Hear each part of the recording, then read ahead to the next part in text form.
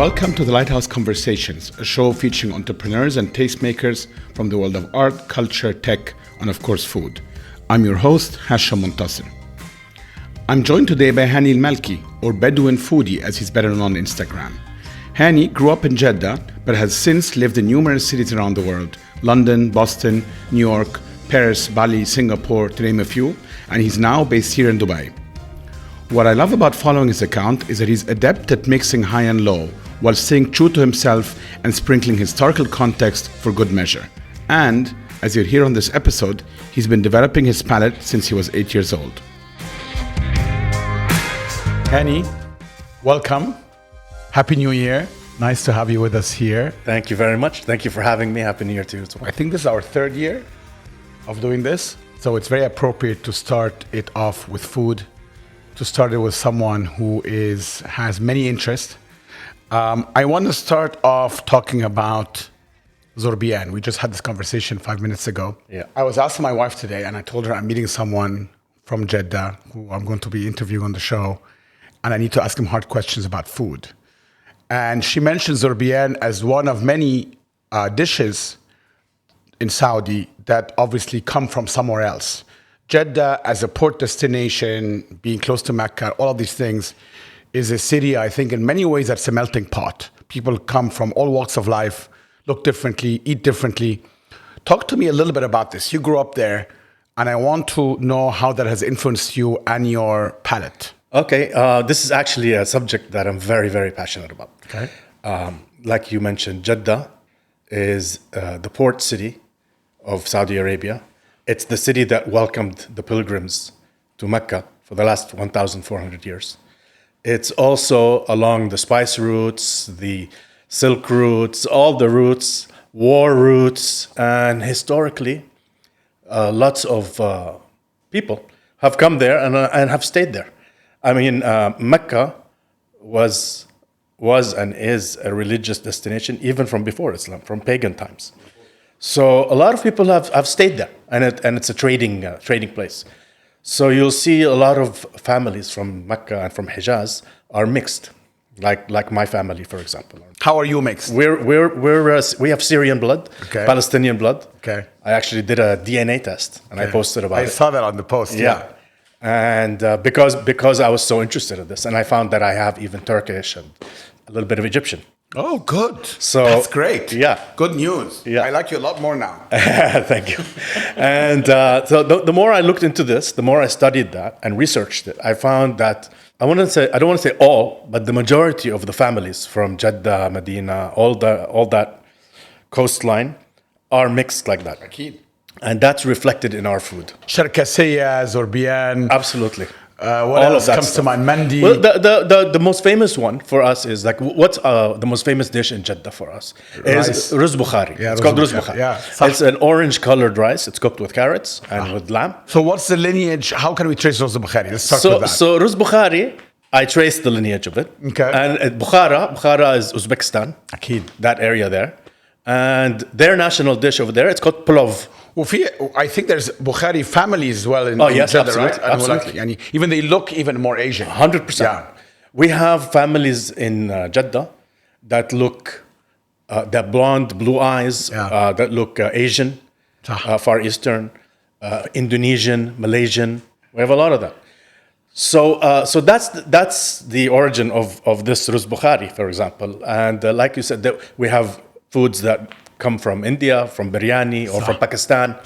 We have Pakistani Saudi families, we have Indian Saudi families, we have Syrian Saudi, Palestinian Saudi. So does this settle the issue of who owns hummus? Because obviously that's like a very political thing which we won't get into. But what you're saying is it's a fusion. It comes, and Jeddah seems to have settled it. And they're saying like, everybody's welcome. Guys, this is all fusion anyway. People come from different places. So no one really owns hummus. Well, am I wrong? Well, I actually did a lot of research. Okay. Who owns hummus? Tell us. And the earliest recorded hummus is from Egypt. It's in an Egyptian cookbook. That's the oldest written record of hummus. In reality, it's associated with the Levant, with Syria. We own hummus. Syria, Lebanon, that area. And obvious, and what I like to tell my Israeli followers is hummus is the Arabic word for chickpea. So if the dish is called an Arabic word, then this is an Arabic dish. But it's enjoyed by everybody. Yeah, as it should be. Yeah. As it should be. You know, at the Lighthouse, we offer bread and hummus to anyone who walks in. Yani that's how much we think it's part of the culture. Yeah, 100%. Part of our DNA. 100%. So no, I don't like to say that people own. No, we own foods. it now. I mean, you said it. I mean, Egyptians own it. So I feel now I own it. Yeah. So now it all makes sense. my mom's gonna have to have a word. Yeah, is that right? Okay, hopefully she's listening. Maybe me and her have to have a private conversation. So you grew up in a city with a lot of cultures, obviously melting pot in some ways. Yes. You yourself are a product of a melting pot in some ways. 100%. Explain to us that interest in food. How did this come up? Was it just because your mother cooked really good dishes, or what sparked this passion? Before I go on, I want to say this on the record, and I think it's important. I find your Instagram account, and I mean, what I call it, essentially it's a blog, fantastic, really. And we have, as you know, because I've been messaging you every time I've done this, used it, gone to places, my family and I, that you've recommended. And really, it's very, very well done. We're going to talk about this in a minute, but I want to understand first, what sparked this passion regarding food? Sure. So growing up, my father was born in Damascus. He moved to Saudi in 1950. So I was born there. But he was a gourmand. He loved food. His passions were food, football, soccer, and watching the news and things like that. You know, old school guy. Yeah. Listen to the news on the radio and everything. Yeah. But food was the most important thing. Okay. Did he cook? He didn't cook. So really old school, yeah. Yeah. He liked the food, but didn't cook it. Yeah. Okay.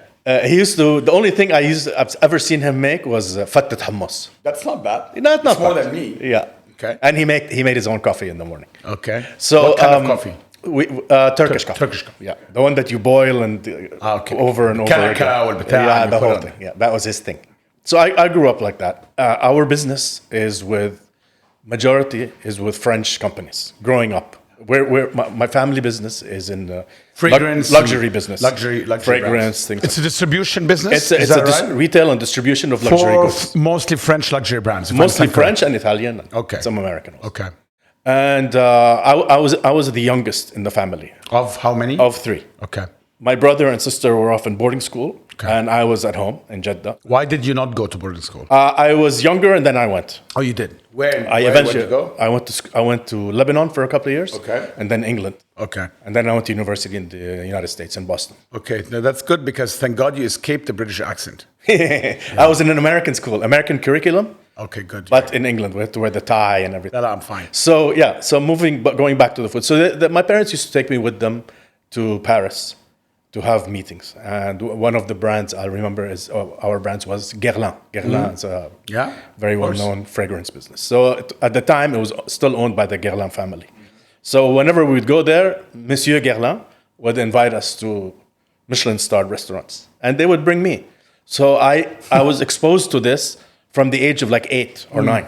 I remember distinctly eating at a restaurant in Paris called La Serre, which is an institution, from a very young age. My parents were also very strict at the table with etiquette and knowing how to eat and how to use the knife and the fork.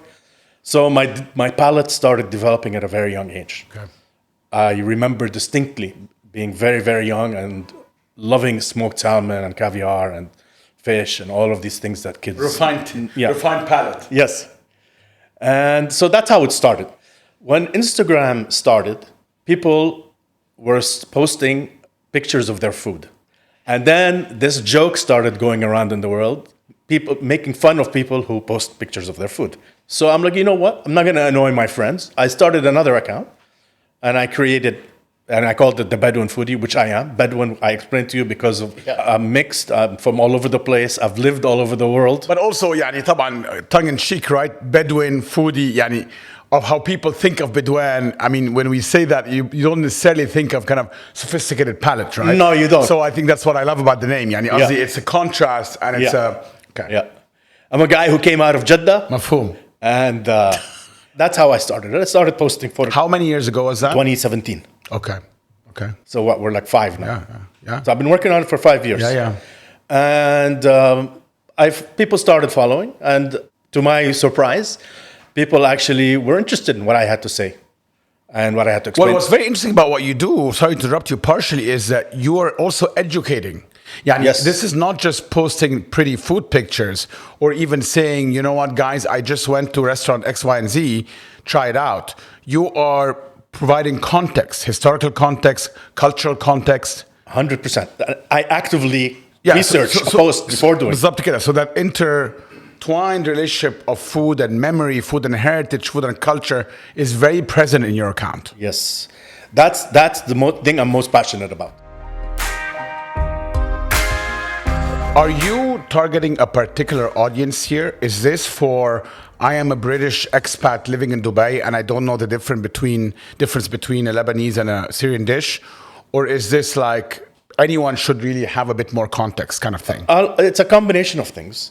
I didn't specifically go out targeting a specific audience. But what I found today is the majority of people who follow my account are pretty serious about food. They want to know the origins of a dish.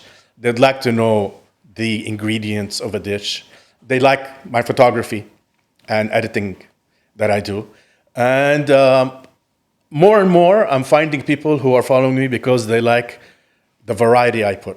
I'll cover something that's Michelin-starred, and all the way down to a hole in the wall. High and low. Yeah. Exactly. Yeah. And you follow them with the same seriousness, which I've 100%. noticed. It's about the food. It's about the dish.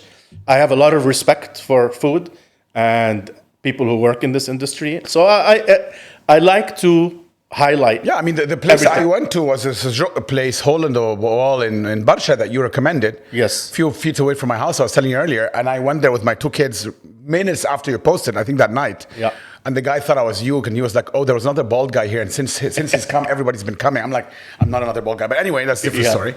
A lot of people went. I love that when that happens. And when people send me comments and thank yous. And a lot of people ask me questions. I'm very responsive. I answer everything. When I do a Q&A, I do it once a month maybe.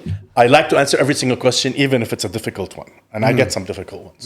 And is there an end game here? Yani, are Yes. you doing this? So explain to me, is this purely passion?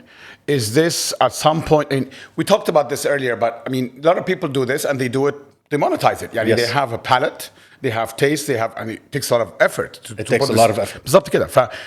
Is this where you're going with this? Or is this like, you know what, I have a day job that pays me well. I go see Mr. Guerlain once a year. And now I'm going to do this because I enjoy it. And this is like my side contribution. Kind of Well, as of right now, it's what you just said. It's my Mr. Guerlain pays the bills, and this is it's on the my side. hobby. Yeah. It's my hobby. Tamam. I enjoy doing it. I'm at an age now where I don't go out clubbing and do all of these things. So I spend my time. La, don't say. I spend my time researching foods, traveling for food, and writing about it. Okay. Now, my end game. It's funny you should mention that because somebody else asked me that, and I would love to do this full time. Okay. When you look at very successful bloggers or people that are food diva comes to mind in Dubai, to be able to be on that level and to monetize it, it's a full time job. صح. I mean, what I'm doing now takes me about 4 hours a day of work that I do on my free time. To go to the next level, it's a full time job. You have to dedicate. صح. It's a job. It's podcast and 100%. But what version would that be? Okay, so I'm not gonna ever go into the a restaurant pays me. I'm gonna go eat there and then I'll talk about it. That's not me. It's never gonna happen. It's never gonna happen. And I think one of the reasons people appreciate my account is they know I never accept money. So it's unbiased. Yeah. The Lighthouse did not pay you to come and say this was fantastic croissant. Exactly. Yeah. Exactly. What I would like to do, my dream, is to do a TV show. Oh, interesting. For Netflix. Wow. To talk about what we spoke about earlier, how food migrates and travels, and how cultures take dishes and cooking techniques and make them their own. That's so interesting. And being from Jeddah, Mecca, I was born 30 minutes away from Mecca. We see it every day. That's so interesting. We had the founder of Hatafit on the show. Oh, yes. And obviously, this was his dream as well, which he made happen. Yes. And there's so many interesting Netflix food shows, but nothing about this part of the world. That's my dream job. And when that day happens, I'm in a position where I can dedicate the time for it and to do that. My business is a family business. So I don't have a 9-to-5 thing, I can easily do it. You mentioned earlier offline, kind of almost of an OCD type personality. Yes. Do you feel so you were able to kind of bring a positive element to this? Because obviously, if one thinks of OCD, if I may be frank, we think of it kind of almost as a negative thing. Yes. But it's almost like you've turned it into something positive. I mean, you made it work for you. Absolutely. You have an obsessive personality in some ways. Yes. But you really dive deep because of that into what you do. Exactly. That's great. And a human being who's able to do that is very lucky. When you can find something that's considered a weakness, or if it's a liability, you keep working on yourself until your liability becomes your asset. Yeah. And once you find yourself in that place, you're going to succeed. So that's where you feel you are now. Yes. I'll give you an example. There was a young boy. I read it on BBC. He has OCD of cleaning. There's people who keep cleaning. So he went and he did a car cleaning business. Imagine. That's so interesting. It's genius. Okay, I'm going to recommend this to my sister, but anyway, that's beside the point. Yeah. Yeah. I mean, the guy he's probably going to be the best car cleaning and detailing guy in the world. Do you have his number? Pardon? Do you have his number? I don't. But I read it on BBC. Yeah. And this is kind of what I do. I mean, to do what I do, you have to. It's not a passion for food. It's one level above. It's an obsession. Yeah. Okay. No, like but professional it's chefs. interesting that you went with it as opposed to try to fight against it. Like, I went with it. I can be a little bit. I don't know how much of a perfectionist, slightly. But at some point, I was telling my therapist, I was like, I started a business that goes against all, hits all my weaknesses, right? Like I'm a bit of a perfectionist. Restaurant business, something goes wrong every day. And, like, why on earth would I? And if I'm triggered like nonstop, that's a tough business, by the way. Yeah, thank you. Yes, it is. Yeah. And I'm like nonstop triggered, and I couldn't tell whether the way to do it is to elevate another level and try to fix everything, or just be like, fuck it. You know what? There's nothing I can do. I might as well just enjoy myself. Yeah. And you were like, let me go with it. Yeah, let me go with it. I'll obsess. I'll make sure I want to get the right picture. I'll work on It takes a lot of time to go through pictures, to edit them, to write what you're going to write. And it's, like I said, like a professional chef, people who excel are obsessed by what they do. Like a professional cello player, he's obsessed with the cello. And if you can find what you're obsessed with, or even what you're passionate with, and go with it, you will succeed. There's a saying that says, if you do what you love, you'll never feel that you're working. It doesn't feel like you're waking up and going to work. I'm doing what I love, and I'll be having fun doing it. Hani mentioned Samantha Wood, aka Foodiva, as well as Yusuf Adib, founder of Fatafit, both previous guests on our show. We've linked to their episodes in the show notes, so if you haven't heard them already, click on the links. We'll continue our conversation with Hani right after the short break.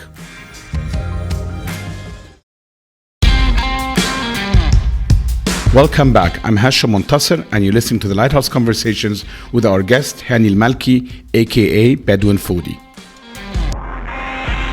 So you go, you have your bucket list, you go. Yeah, so I'll try it out. If I think it's interesting, I'll post about it and I'll write about it. So sorry to interrupt you for a second. Yeah, so this is interesting. So sometimes you go, you check things out and you're like, this is not worthwhile. This is not a post. 100%. Or I'm like, nah, it's not so good. Okay. I don't like to be negative. Yeah, so I was going to get to that. So I noticed that in your post. So you are praising places. You're basically putting a highlight of places you think we should all go to. Exactly. But you're not doing, I checked out X restaurant and it's disappointing. No.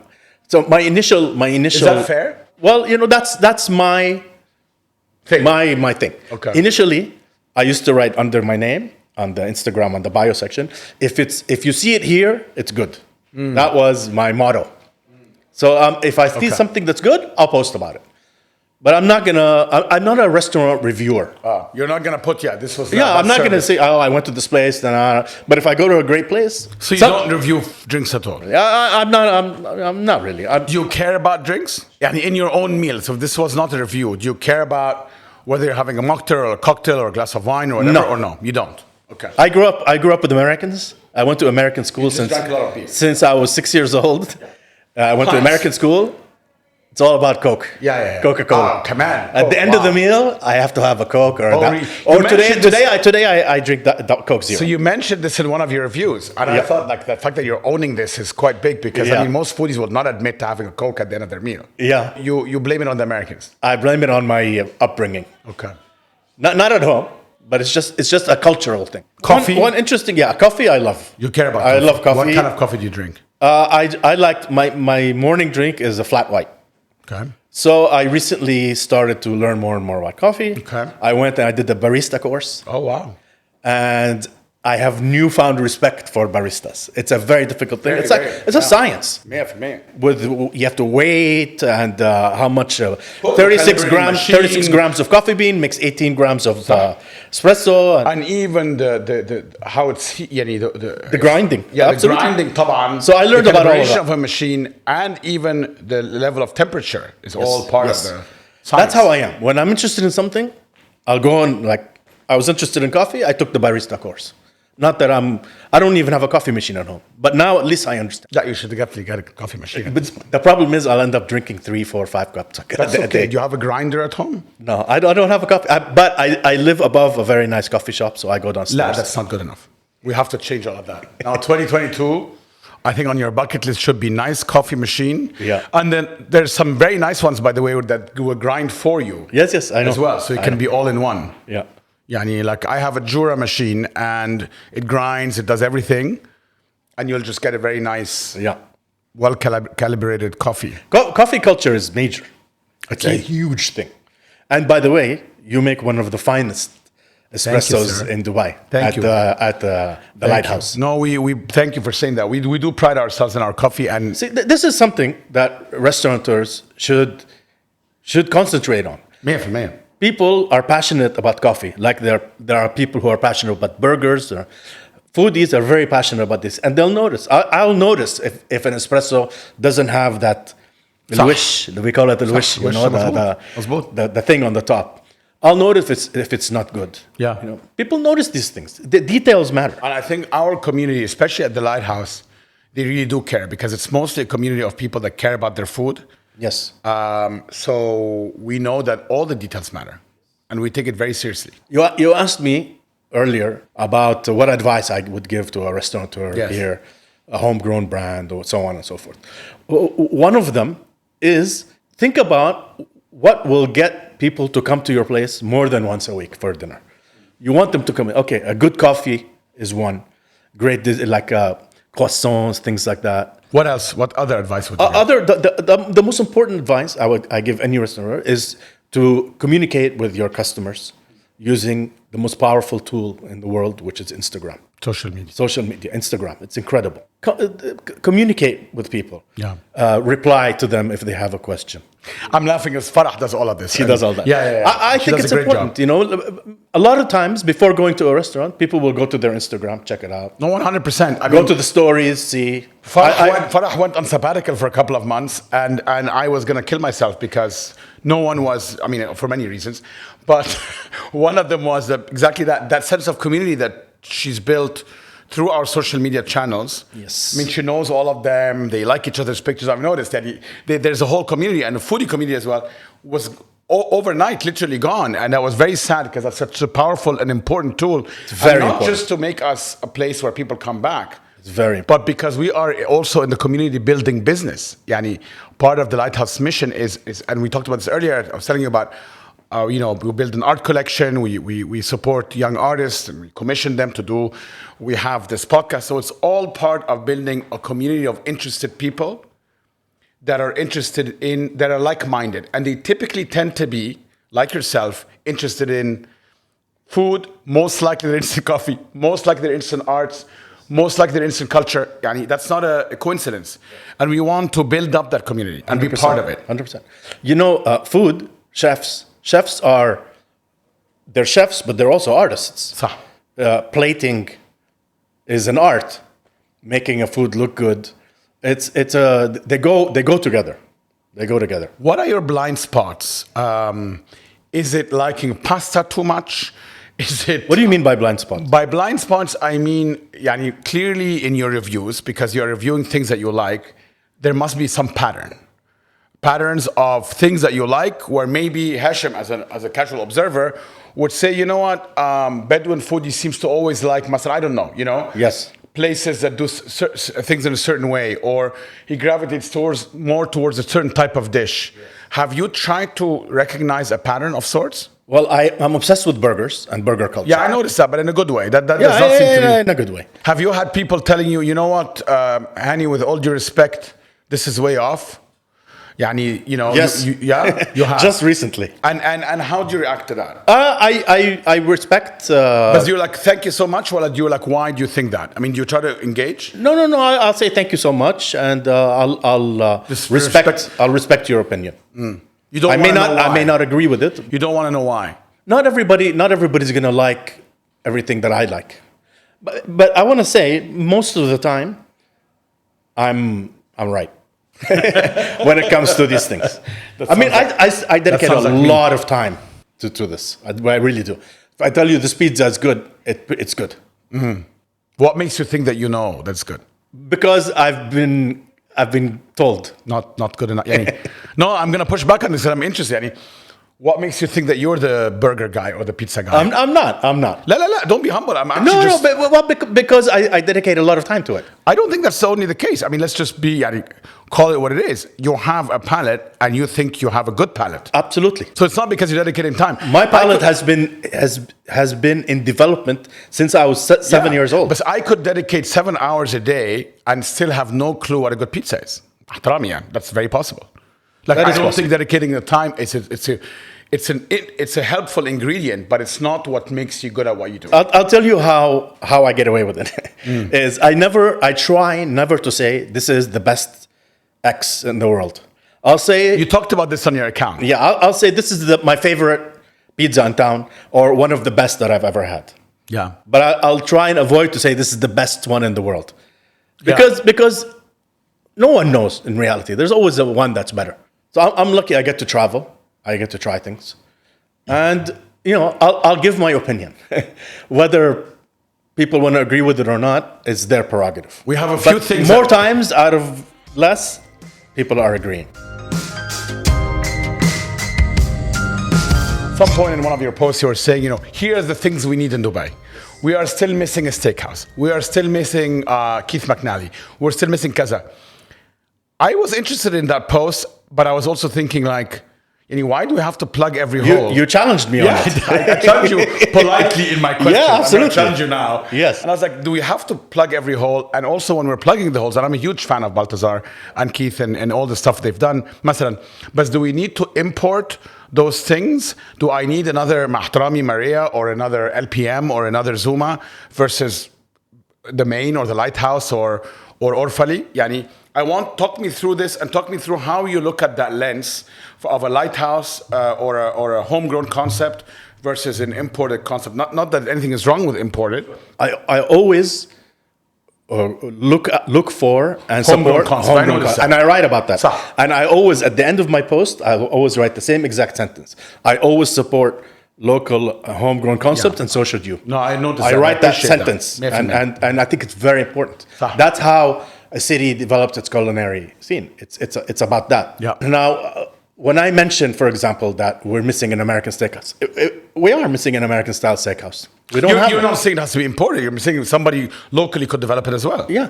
Yeah. But it's just much easier to go and find something. But do we need yet another imported concept? And do we need another? I mean, half of them no longer work. So I'm talking about Dubai now. And now Saudi is going through that trend. We're going to talk about Saudi. Saudi now, we're talking about Saudi's Dubai 10 years ago. In that sense. 20 even. 20 years. Yeah. Okay, but Sani, do we need to again why can't we have I can tell you why. There you know this. Running a restaurant, the operations of it is a very, very difficult and very tricky thing. So sometimes when you bring a brand, they bring their system with them. Their knowledge, yeah. Their knowledge, their purchasing. They've already figured it out, made all the mistakes. I can't think of that many restaurant operating groups here that are able to pull off making a world-class homegrown concept. Now, Bulldozer Group has done it with Gaia. Gaia is an incredible restaurant, and they've opened now in Monte Carlo, and I believe they're going to open in London and somewhere else. But it takes a lot of work. It takes a lot of money and investment to create a homegrown brand. The head chef in Gaia, Orestes, worked for Izo. I mean, Izo was obviously our partner at the Lighthouse. I did not know that. Yeah, we started with Izo as our partner, and Orestes was our chef here for a number of years. It's an awesome restaurant. Brilliant chef. It's everything about that restaurant is brilliant. Yeah. So but that's basically where I'm with that. Now, there's a reason that in Dubai, there's a lot of these famous brands like the Zumas of the world, and there's a reason for that. That it seems that everything has to be upmarket and expensive and flashy and this and that. The rents here are so expensive in an area where you're permitted to sell alcohol, like DIFC or in a hotel.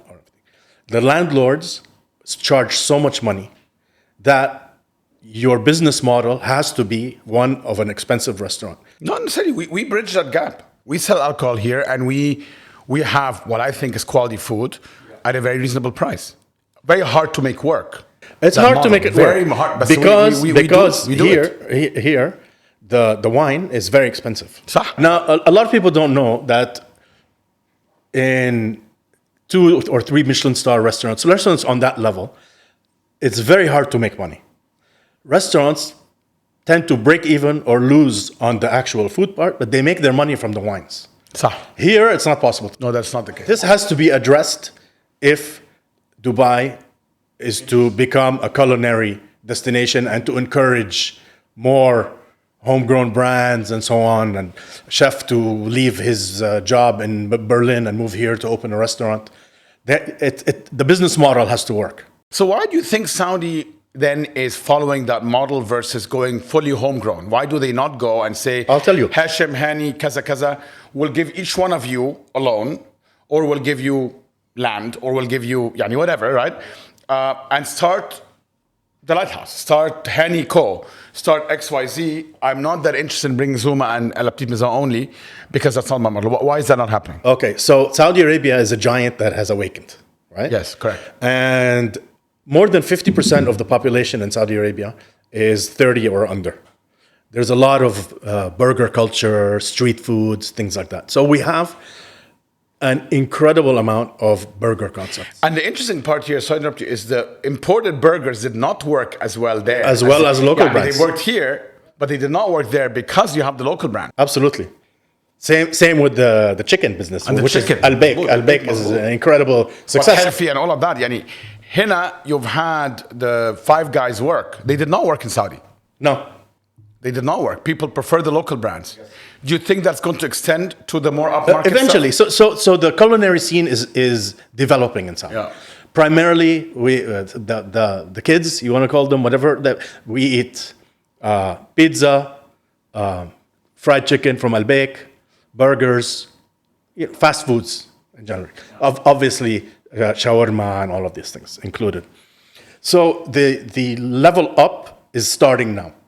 Kharouf places, this place called Lamb Chef, place called Harid in Jeddah.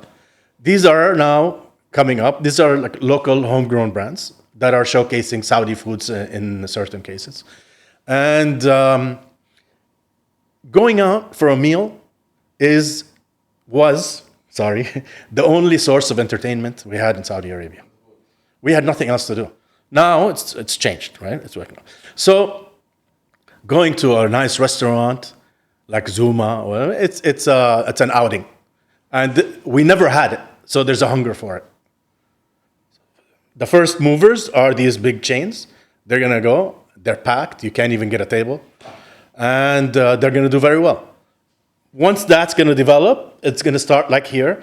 Homegrown concepts are gonna start. Do you think it's the second wave? Yes. Would you be interested in starting something in the restaurant? My dream is to have a restaurant, but I know too much about the business not to be in it. You know what I'm saying? Thank you so much. That's very encouraging. I'm much better on this side of the table. Yeah, I think you may be right. What else in the region are we missing?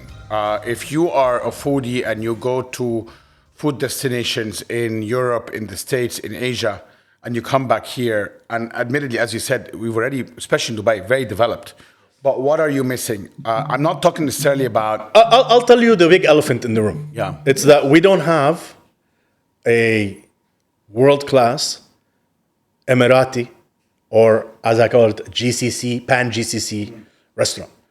We didn't even have a contemporary Middle East restaurant till Orfali, really. I mean... Yeah, Orfali is a pioneer. It's the first kind of contemporary Arab food, if you call it that. Yes. And they were pastry guys. I mean, dessert guys. And Orfali and his brothers took a big chance. This is not easy what they're doing. And by the way, he's in there working 12-hour days. Oh, I know. Trust me. So we don't. That's what was missing. Let's say I have a business partner in town from you want to take him to Paris, GCC, and I want him to try. You need like a contemporary Saudi kitchen type of thing. Yeah, but a nice one. مفهوم. Not نحن this is our food. I'm willing to go to a hole in the wall, but I want a nice place to take them to. Exactly. So that's something we're missing here. We're missing what else? I made a list the other day. I said American style steakhouse. Yeah. I'm as I mentioned to you, very American in my mind. Yeah. Because I'm American educated. I lived in New York. I lived in Florida. I'm sorry about the Florida part. I'm very American in my mind. Yeah. So for steakhouse, I like American style steakhouse. Yeah. We don't have that baked potato. The Mortons of the world. Yeah, the Mortons of the world with the sides, creamed spinach. Now, do we want Balthazar or we want Keith? We want Keith McNally. I mean, do we want this person? Keith McNally is a genius. Unbelievable. He's a genius. I mean, I'm obsessed with his Instagram account. Yeah. By the way, thanks to you, I started following him. It's just so entertaining. It's awesome. I mean, he's literally wakes up in a bad mood, which I love, looking to start a fight. Yeah, it's fantastic. It's incredible. So that's something that's missing here. Yeah, we need. Where you can go have a steak frite, we need or pepper steak, or a great omelet for breakfast, something like that.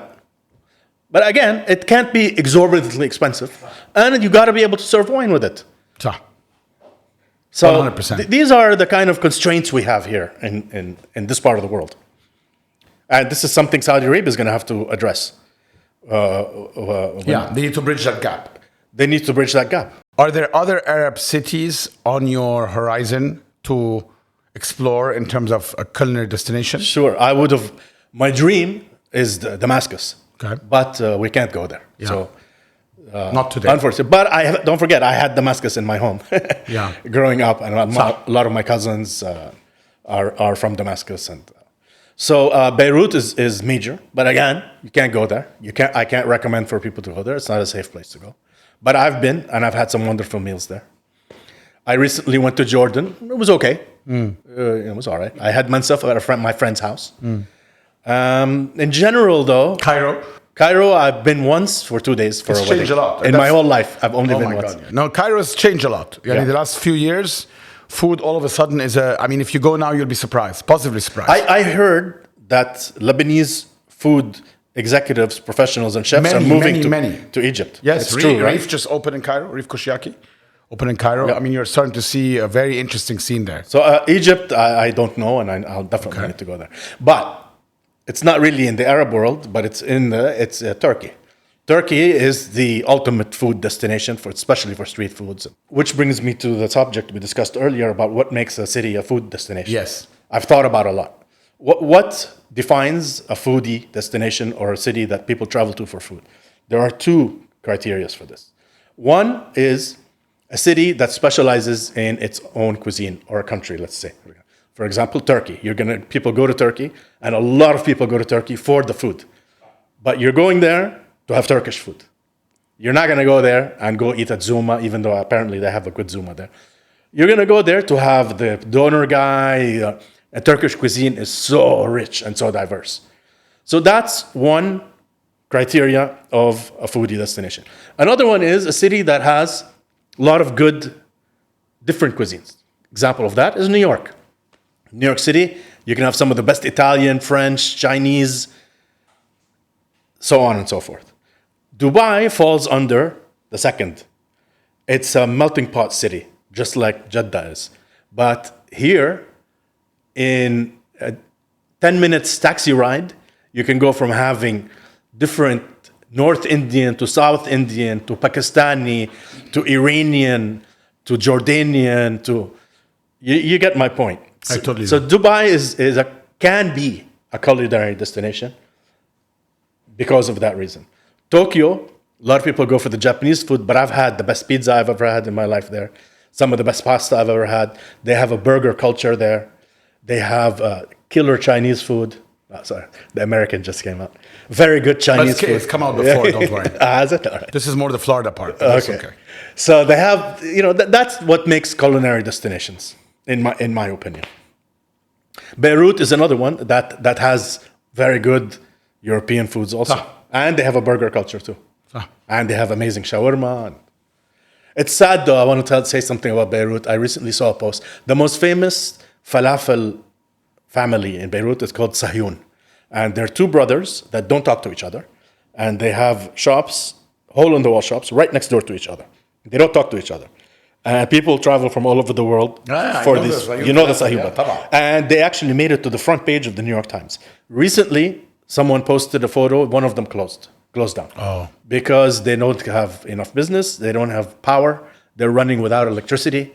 This is very sad. This is a cultural gem, turath in Arabic. It's something that's priceless to have this kind of things. And these are things that need to be nurtured, they need to be supported, people need to support these businesses to help them out. Now, Lebanon, okay, there's a lot of factors why this is happening, whatever. But there are places here that are like that. So incredible Afghani baker. Yeah. There these little things, and this is what people are willing to travel for. Yeah, and I want to, if you don't mind me asking for a request, I'd like you to see you focus more on those aspects as well. I think the part of the cultural heritage, the context by which you put these restaurants and certain dishes is really, really key. It's very unique. Very few people do it, certainly in our part of the world. I think you do it incredibly well. And I would love to see more of it because honestly, I've learned a lot about things that I thought I knew a lot about from you. And I mean, a simple example I was telling you earlier, when we went to the sejouk place, I read your post verbatim to my children. And I felt they learned something about their heritage. Sure. Let me tell you a funny, very interesting. Please do more of it. Very, very interesting, something that happened to me. I also lived in Indonesia for many years. And when I arrived in Indonesia, I started noticing one of the most popular street foods there. It's called the Murtabak. Murtabak. It's basically folded over dough, and that has fillings. It can be sweet or it can be salty. It can be meat, cheese. So I'm like, this looks really familiar. I mean, because one of our most famous street foods is called Murtabak. Murtabak is, for me, a Saudi food. But here it is. It's the most popular street food in Indonesia. So I'm like, that's how the idea came to me of talking about dishes that travel with pilgrims or with traders back and forth. So I'm like, okay. And mutate during that pilgrimage. Yes. So then I asked myself, I'm like, okay, so is it Indonesian that came to Saudi or is it Saudi that went to Indonesia? I did some research. I found that it's a Yemeni that came to Saudi and that went to Indonesia and Malaysia. There's a big Yemeni community in Singapore and Indonesia and in Malaysia. And that's how it got there. We in Egypt have a lot of that, but mostly coming from Turkey. So the Sharkasiya type dishes, all of that was Turkish, Ottoman inspired, and very much made it into Egyptian day-to-day food. But it seems to me now that you've told me that Egyptians are invented hummus, that most likely most of this came. What have I done? Frankly, and I just want to be very clear that. And let's just call it spade. Please do your research. But it seems to me that what you're going to find out is mostly comes from Egypt. That's my passion is doing such research. Yeah, fantastic. And finding it. And like I wrote to you, I think, and like you can learn a lot about history and tradition and culture from the foods and how they travel and the use of spices and sometimes the not using a certain spice. There's a lot of very interesting. There's a story there to be told, especially in our part of the world. Hani, it's been a pleasure. Thank you. Please keep doing what you're doing. Thank you very we much. love following you and following your account. We look forward to you fulfilling the many dreams we talked about. Thank you very much. I'm honored that you invited me here and to be sitting in this chair. Thank you so much. Very much. Thank you. Thank you for joining us on the Lighthouse Conversations with me, Hashem and Hani. We're produced by Chirag Desai and our content director is Farah Al-Sharif. If you've enjoyed this episode, please follow us on your favorite podcast player so you don't miss any upcoming episodes. Also, check out our previous episodes, including our conversation with Chris Khalifa, founder of Egyptian street food brand Zuba. Please find us on Instagram at thelighthouse_AE or send us an email at connect@thelighthouse.ae. And please share a link with your friends if you've enjoyed this episode. We'll see you again in 2 weeks.